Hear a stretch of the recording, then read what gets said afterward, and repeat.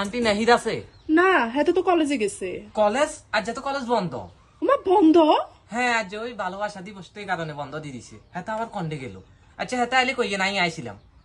আচ্ছা দাও ঠিক আছে আবার আইও। আচ্ছা আচ্ছা ঠিক আছে আন্টি ঠিক আছে। আচ্ছা